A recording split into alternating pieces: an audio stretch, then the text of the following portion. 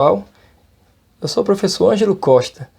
Desde 2008 eu venho estudando o SPED de uma forma geral e encontro várias dificuldades dentro dos módulos para entender o que o governo quer. O E-Social, que é o nosso assunto de hoje, ele trata de uma informação muito detalhada e hoje o propósito nesse vídeo é falar com você sobre a mudança de cultura das empresas para atender o E-Social. O E-Social, de uma forma geral, lá em 2010, quando começou com EFOPAG, EFD Previdenciário, EFD Folha, já se desenhava um cenário específico e detalhado que talvez as empresas não conseguissem acompanhar. Nós vivemos num país onde a cultura sobrepõe a legislação. É impossível atender todos os detalhes cobrados pela legislação trabalhista, que de fato é a legislação mais exigente e a menos cumprida no país que nós vivemos, e por isso essa cultura trata de uma interferência direta na aplicabilidade da legislação. Então, o nosso propósito inicial é entender o que o governo quer, transformar isso em obrigações acessórias através de informações que nós passamos para o fisco, deixando bem claro qual é a rotina, o processo e a maneira que a empresa encontra de passar de fato o que acontece com a relação de trabalho entre ela e os seus subordinados, os seus colaboradores. A perspectiva inicial é que você entenda o porquê que o governo está trazendo essa informação. E logo em seguida nós partimos para um momento mais intenso com relação à mudança de cultura, que de fato nenhuma empresa do Brasil está preparada para atender o E-Social na sua totalidade.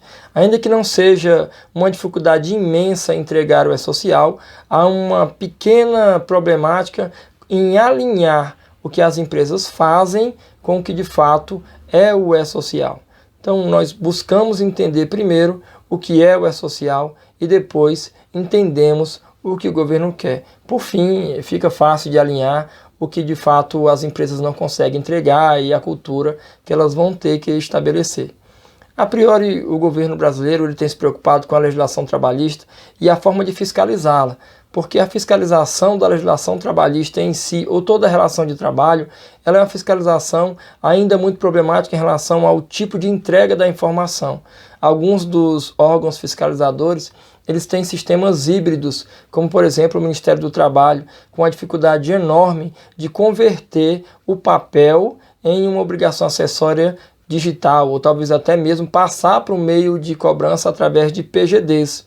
E o Ministério do Trabalho ele tem ainda livro de registro de empregado, que é em papel, ele tem o próprio RAIS, que é um PGD baixado na tua máquina. Já o CAGED, ele é um ambiente web, e agora uma mudança do relação de empregado, quando eu estou demitindo ele e entrego aquele seguro, a guia do seguro-desemprego através do momento 100% web, acaba de fato com o papel lá junto ao Ministério do Trabalho.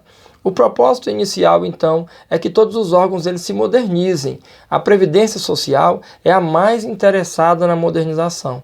E a Previdência Social não conseguiu até hoje fiscalizar da maneira que de fato ela deveria, para minimizar impactos negativos na arrecadação previdenciária e também na arrecadação ou na manutenção das aposentadorias.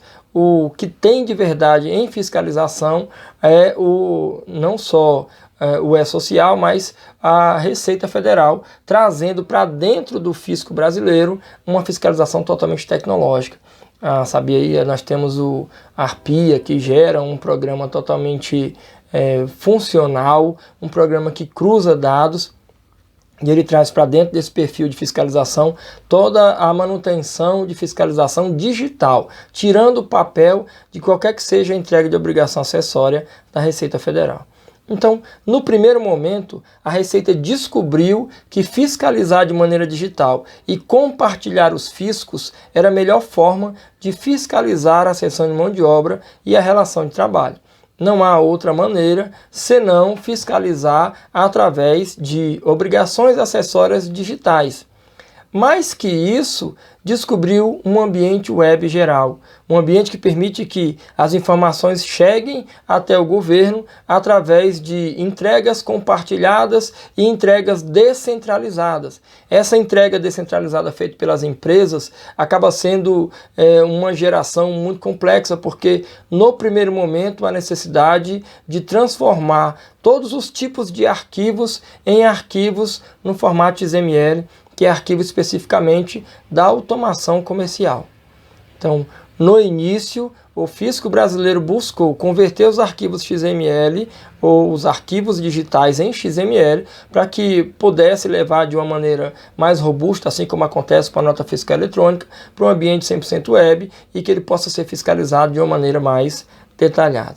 O E-Social, ele veio para trazer para o fisco brasileiro compartilhado, um comitê diretivo montado por Receita Federal, Previdência Social, Caixa Econômica, Ministério do Trabalho, uma fiscalização quase que em tempo real e a montagem de um dossiê digital empregado por empregado, substituindo todas as obrigações acessórias, tanto do Ministério do Trabalho, Previdência, Caixa Econômica e a própria Receita Federal. Essa entrega detalhada, dividida em momentos, ou há um faseamento necessário para que haja o controle separado das informações, permitiu ao fisco brasileiro acompanhar de perto agora não só as empresas, mas também os empregados. E aí é onde entra uma grande dificuldade dos empresários e também dos gestores de informação que levarão para o fisco essa nova metodologia de entrega da obrigação acessória, que é o E-Social.